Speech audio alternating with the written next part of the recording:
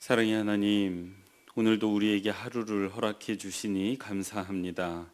이 하루 살아가는 동안에 하나님의 말씀을 기억하며 그 말씀을 따라 살아가는 모든 성도님들 되게 하여 주옵소서. 하나님, 과거의 내 모습이 어떠했는지 기억하기를 원합니다. 그 모습에서 하나님께서 나를 어떻게 구원하셨고 또 사랑하셨는지도 기억하게 하여 주옵소서.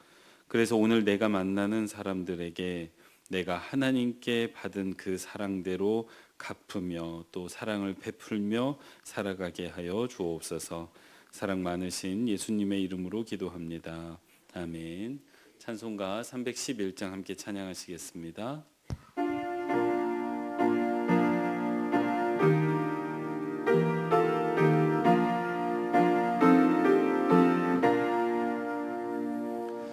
내 너를 위하여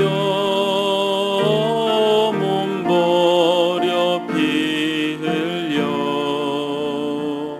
내 죄를 속하여 살 길을 주었다. 널 위해 몸을 주건만 너무 어쭈느냐. 널 위해 몸을 주건만 너무 어쭈느냐.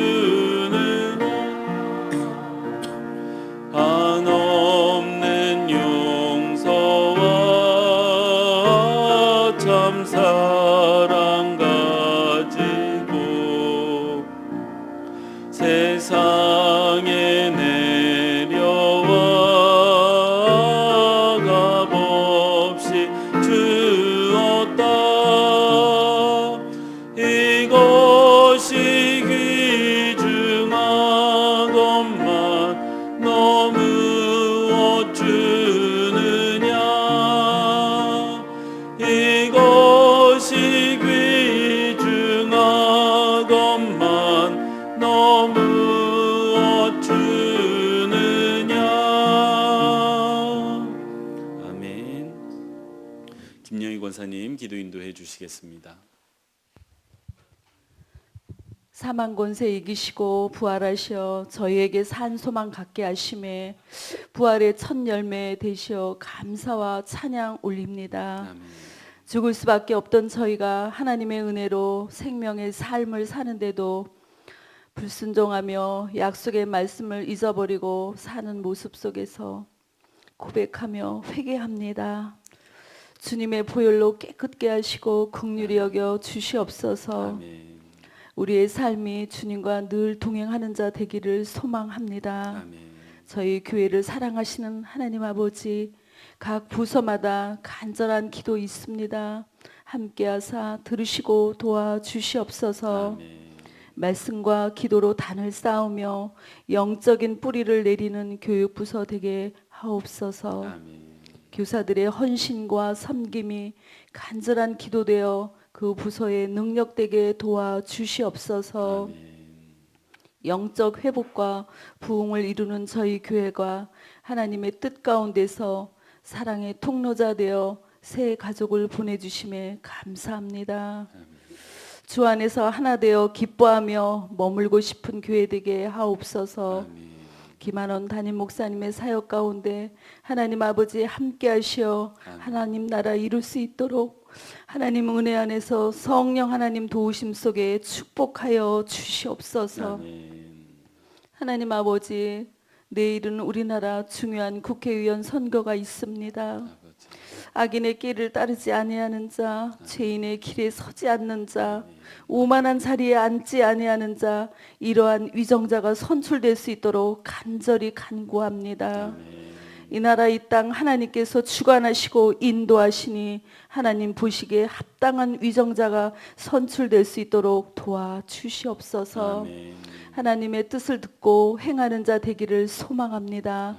전쟁 중에 있는 나라들을 기억하시고 도우시며 함께 하옵소서. 아멘.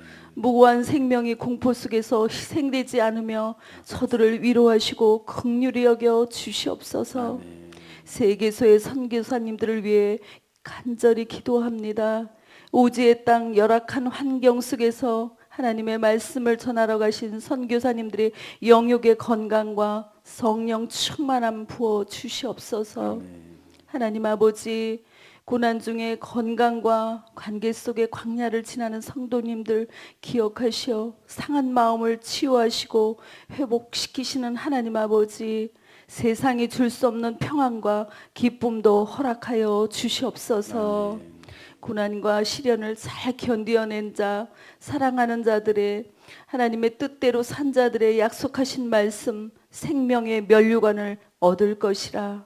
하나님 아버지, 이 말씀 소망하며 저희 교회 모든 성도님들 다 기대합니다.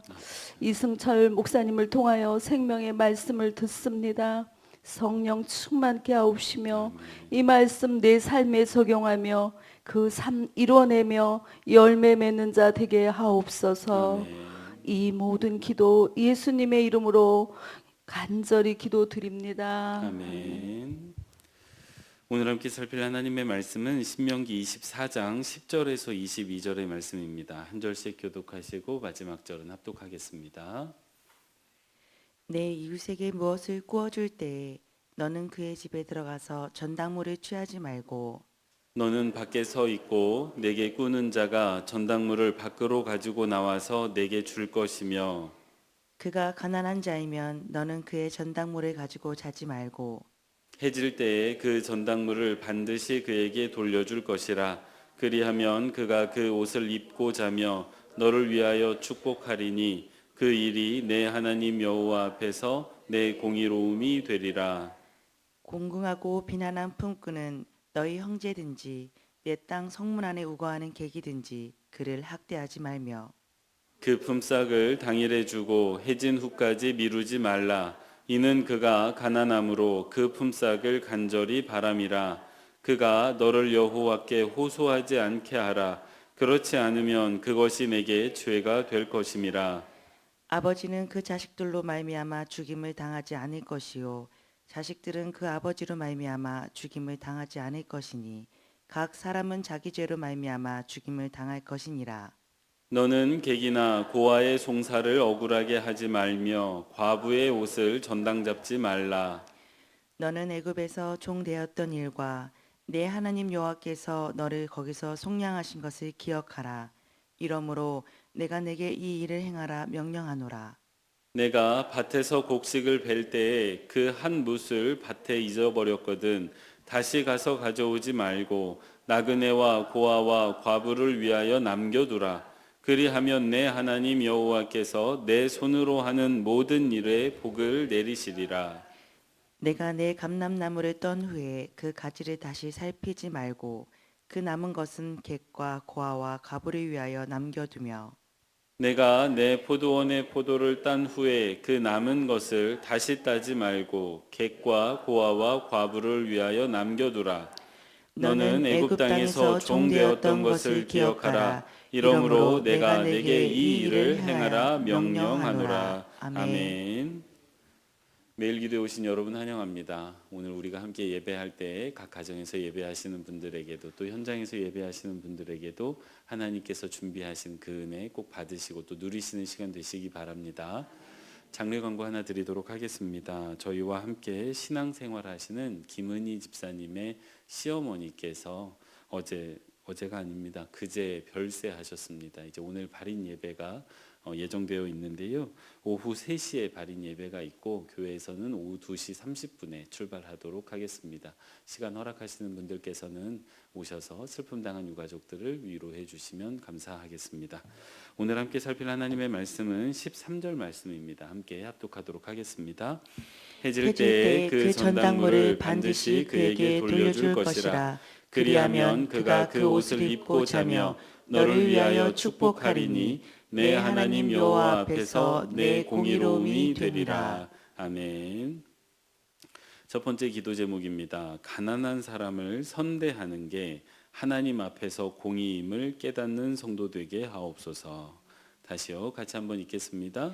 가난한 사람을 선대하는 게 하나님 앞에서 공의임을 깨닫는 성도 되게 하옵소서. 아멘.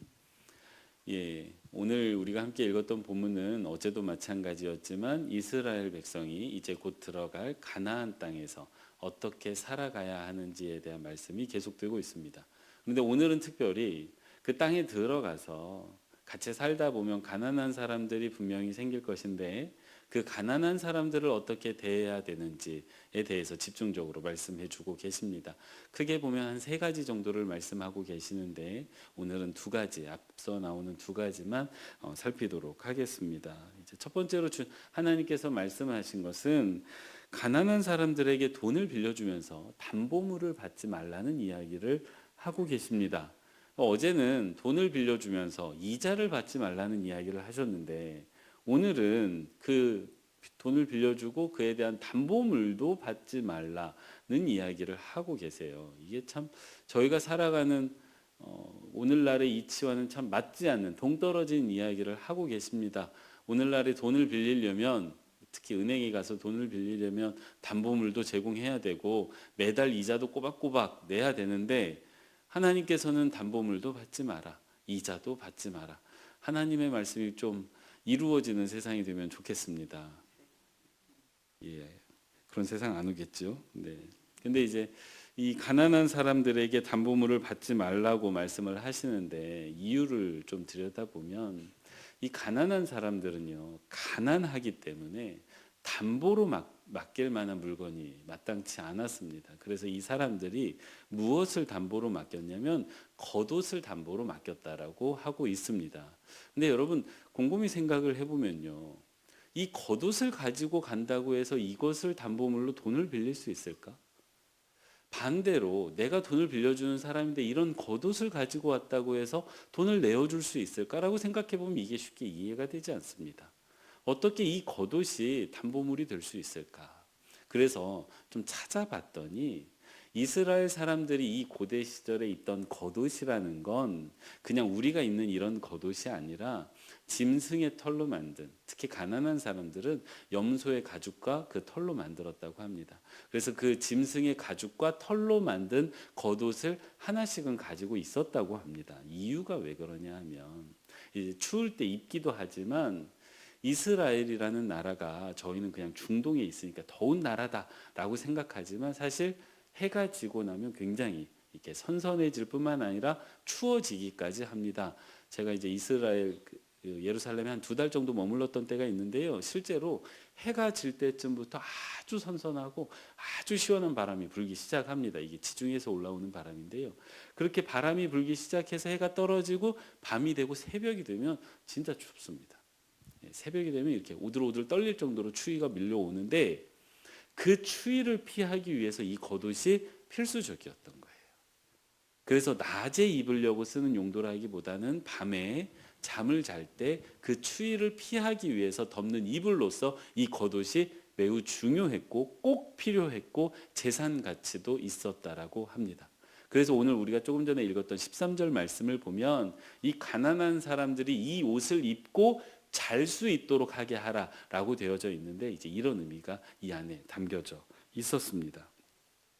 그랬기 때문에 이 겉옷이라는 게 그냥 단순한 겉옷이 아니라 가난한 사람들에게 있어서는 반드시 있어야만 하는 꼭 필요한 물건이었기 때문에 혹시라도 이 겉옷을 담보로 옷을 빌린 사람이 있으면 그 옷을 계속 맡아두지 말고 하루도 아니에요. 하루가 다 지나가기 전에 그 밤이 찾아오기 전에 그 물건을 돌려주라는 것입니다. 그래서 그 가난한 이가 그 옷을 덮고 그 이불을 덮고 그 밤을 지낼 수 있도록 하게 하라는 하나님의 말씀이세요. 근데 여러분 역으로 내가 가난한 사람이 되어서 좀 생각을 해보면 내가 참 공공해져 가지고 돈이 필요해서 어쩔 수 없이 이 겉옷을 가지고 가서 돈을 빌려왔는데 그날 밤이에요. 그날 밤이 됐는데 누가 찾아와서 문을 두드리는데 열어봤더니 나에게 돈을 빌려준 사람이 와 있는 거예요. 근데 손에 그 겉옷을 들고 와서 오늘 밤에 이거 필요하시죠? 예, 돈은 형편이 되면 갚으시고 이 이불 가지고 이 밤 보내세요 라고 주고 갔다라고 한번 생각을 해보십시오. 얼마나 고맙겠습니까? 그리고 얼마나 감격이겠어요. 뜻밖이잖아요. 기대하지 않았는데 이런 일이 발생을 하면 그 옷을 가지고 온 그 사람에게도 참 감사하다고 인사를 했을 것이고, 또 그거를 이제 가지고 와서 가족들과 함께 덮고 누워서 뭐라고 말하겠습니까? 참 고마운 사람이다. 참 요즘 찾아보기 힘든 사람이다. 그러면서 하나님께 뭐라고 말씀하시겠어요? 참 감사합니다. 이런 귀한 인연을 만나게 해주셔서, 이런 귀한 사람을 만나게 해주셔서 참 감사합니다 라고 말하지 않겠습니까? 저희도 그렇잖아요. 좋은 사람 만나면 집에 가서 그런저런 이야기를 나누지 않습니까? 그런 것처럼 그런 이야기를 나누는데 그 대화를 누가 듣고 계십니까? 하나님이 들으시겠다는 거예요. 이 말씀 가운데 하나님이 이런 이야기를, 세상 가운데 이런 대화를 찾고 계시다는 게 느껴집니다. 하나님께서 이 세상을 창조하시고 이 세상을 이렇게 다 아시는데 이런 대화가 많아졌으면 좋겠는 거예요. 이런 세상이 됐으면 하는 하나님의 바람이 이 말씀 가운데 느껴집니다. 그런데 이제 두 번째로 하나님께서 무슨 말씀을 하시냐면, 가난한 일꾼의 품삯에 대한 이야기를 하세요. 그러니까 이 가난한 사람이 일을 했는데 그 일을 하고 나면 품삯을 받아야 되는데 그 품삯을 제때에 지급하라는 말씀을 하십니다. 오늘날에도 그렇습니다. 정당하게 일을 한 사람에게 이 핑계 저 핑계, 야 나도 지금 좀 어려워, 그러니까 조금 이따가 줄게, 이런 식으로 임금 지불을 이렇게 미루는 사장님들이 계세요. 이 굉장히 나쁜 일입니다. 근데 그렇게 자기 욕심 때문에 그 임금을 미루는 사람들이 있는데 과거에도 그런 사람들이 있었던 것 같아요. 그런데 하나님께서는 특별히 이 가난한 사람이 와서 일을 하면 그 사람의 품삯을 절대 미루지 말고 해가 지기 전에 그 사람에게 주라고 이야기를 합니다. 이유가 뭐냐 하면요, 가난한 사람에게 품삯이라는 것은 저축할 돈이 아니죠. 그 돈을 받아서 가지고 가면서 집에 가서 먹을 거리를 살 수 있는 돈입니다. 하루 벌어서 하루 사는 사람들이잖아요. 근데 이 사람들의 품삯을 주지 않는다? 그거는 하루에 먹을 거리를 뺏는 일이 됩니다. 근데 그 사람의 먹거리만이 아니죠. 그 사람이 가족을 부양하고 있으면 그 가족 안에 있는 어린 자녀까지 먹지 못하게 하는 일입니다. 그러니 하나님께서는 절대 그러지 말고 어떤 형편과 상황이 있었든지 간에 가난한 사람이 일을 했으면 그 사람에게 합당한 삭슬 반드시 지불하라고 말씀을 하고 계시는 거예요. 근데 역으로 또 좀 생각을 해보면, 우리가 가난한 사람이라고 생각을 해보면, 내가 그런 형편인데 하루 종일 일을 했습니다. 그래서 일이 끝나고 나면 싹쓸 받을 기대를 가지고 일을 했는데 사장이 주지를 않는 거예요. 이 주인이 임금을 주지를 않는 겁니다. 그럼 여러분 어떻겠습니까? 마음이 굉장히 타겠죠. 마음이 굉장히 불안하고 막 초조하겠죠. 근데도 안 주는 거예요. 막 달라고 애거를 하고 복거를 하는데 안 주는 겁니다. 그럼 여러분 어떻게 하시겠어요? 어디 가서 하소연이라도 해야 되는데, 이 가난한 사람들의 또 다른 특징, 어디 가서 얘기할 데가 없다는 거예요. 힘 있는 사람이라도 잘 알면 그 사람에게 얘기해서 문제를 해결하겠는데 그런 사람들이 없습니다. 가난한 사람 주변에는. 그러니 그 애타는 마음을 누구에게 이야기합니까? 하나님께 얘기하는 거예요. 근데 하나님이 이 이야기도 들으시겠다라고 합니다. 이 가난한 사람들이 하는 이 하소연을 들으시겠대요. 그리고 그 하소연을 하게끔 한 그 사람을 죄인이라고 말씀하십니다. 요약하면 이렇습니다. 가난한 사람을 선대해서 그 가난한 사람이 나를 축복하면 하나님께서는요, 그 이야기를 기뻐하실 뿐만 아니라 그것을 그 사람의 공이라고 말씀을 하세요. 근데 반대로 가난한 사람을 학대해서 그 가난한 사람이 하소연을 하면 그것을 가리켜서 죄라고 말씀하십니다. 아주 이게 흥미롭게 볼 만한 말씀이에요. 어떤 한 사람이 했던 선의와 악의를, 그러니까 악한 일을 가지고 선인 악인을 구별하지 않으시고 그에 따라 나오는 결과, 가난한 사람들이 하는 말에 따라서 선인과 악인을 구별하고 계십니다.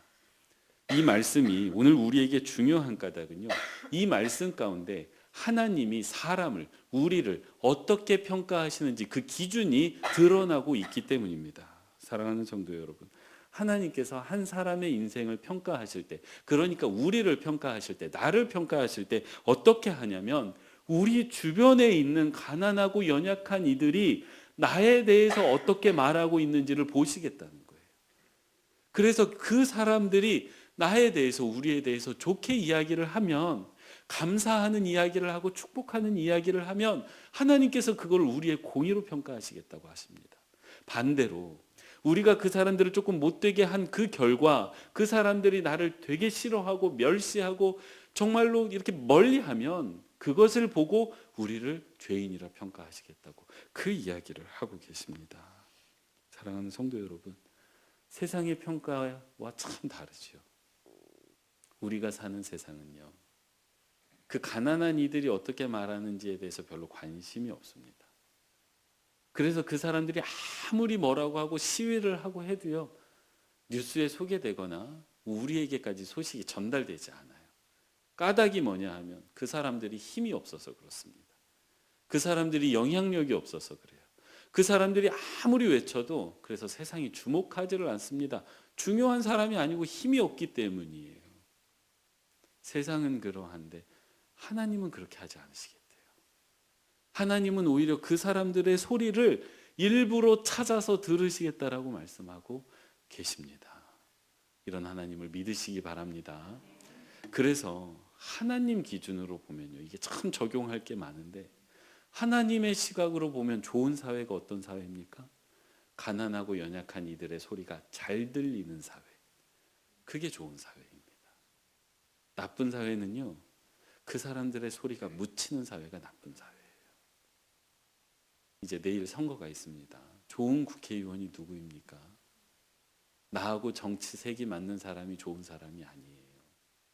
하나님의 기준으로 보면 우리 지역에 있는 가난하고 소외된 이들을 잘 돌보는 사람, 그 사람이 좋은 국회의원인 줄 믿으시기 바랍니다. 제가 최근에 한 장로님의 이야기를 들었습니다. 이 장로님은 사업을 하셨던 분이에요. 근데 공장을 하셨던 분인데, 공장을 하다 보면 오늘날에는 그 외국인 노동자 없이 공장을 할 수가 없습니다. 그래서 이 장로님도 외국인 노동자를 많이 데리고 계셨다는데, 이 외국인 노동자들을 굉장히 선대하셨대요. 본인 입으로 그렇게 말씀을 하십니다. 근데 얘기를 들어보니까 정말 그러셨어요. 외국인 노동자가 일을 잘하면요, 한국인과 똑같이 승진도 시켜주셨대요. 그래서 직급도 주셨다라고 얘기를 하시더라고요. 그럼 뭐 당연히 월급도 올라갔겠죠. 그리고 이 외국인 노동자가 집에 간다고 하면 직접 차에 태워서 공항까지 데려다주고, 또 돌아오는 비행기 편을 알아서 또 데리러도 가시고 그렇게 하셨답니다. 그래서 이 외국인 노동자들이 속했던 나라의 대사관에서 와가지고 상을 주셨대요. 일하기 좋은 기업이라고. 참 아름다운 이야기죠. 미담입니다, 미담. 그러면 우리는 기대하는 게 이런 기업이 잘 됐을 거라고 기대해요. 세상이 인정해 줬을 거라고 생각합니다. 그렇지 않아요. 사업이 굉장히 어렵고 힘들고 어려움을 겪으셨어요. 큰 어려움을 겪으셨습니다. 세상에서 볼 때 이 아름다운 미담이 중요하지가 않은 거예요. 가난한 사람들을 선대했다고요, 그 기업을 좋게 평가하지 않습니다. 참 잘하셨어요. 근데 그것과 별개예요. 기업 평가는 얼마나 많은 수익을 냈느냐, 얼마나 성장했느냐. 그러려면 노동자들을 착 이렇게 쥐어짜야 되거든요. 오히려 아름답게 일을 하면 이 기업이 더 어렵습니다. 근데요, 세상에서는 그러는데 하나님의 나라에 가면 어떻겠습니까? 하나님께서 좋은 기업인 상을 주신다면 그런 상을 주실리야 만무하겠지만, 좋은 기업인 상을 주신다면 이런 기업을 운영하셨던 분, 그래서 나는 어려울지라도 이 가난한 외국인 노동자들이 좀 잘 살 수 있도록 도우셨던 이런 분들을 좋은 기업인이라 평가하고 상 주시지 않겠습니까? 사랑하는 성도 여러분, 돌아보면 우리 주변에 가난한 사람들이 많습니다. 그 사람들을 찾으시고 또 선대하시는 저와 여러분 되시기 바랍니다. 그렇게 할 때 하나님께서 우리를 선대하시고 구원하시고 또 인도하시는 줄 믿으시기 바랍니다. 이게 구약의 이야기뿐만이 아니에요. 마태복음 25장에 가면 예수님이 똑같은 이야기하고 계십니다. 예수님이 그렇게 말씀하시죠. 구별하세요. 좌우편으로 양과 염소를 구별하시고 네가 내가 목마를 때 물 주었고 내가 옥에 갇혔을 때 찾아와 주었으며 그랬더니 그 사람들이 묻죠. 언제 그랬습니까? 가난한 이에게 했던 것이 내게 한 것이다 라고 말씀을 하십니다. 똑같은 이야기 하세요. 구약과 신약이 아주 똑같은 이야기를 하고 계십니다. 부디 가난한 이를 선대하시는 저와 여러분 되시기 바랍니다. 근데 교회도 그러지 않을까 싶어요. 하나님 보시기에 좋은 교회가 어떤 교회입니까? 크기가 중요하지가 않죠. 크냐 작냐는 하나님의 관심사가 아닌 것 같아요. 헌금을 많이 하냐 적게 하냐도 하나님의 관심사가 아닌 것 같습니다.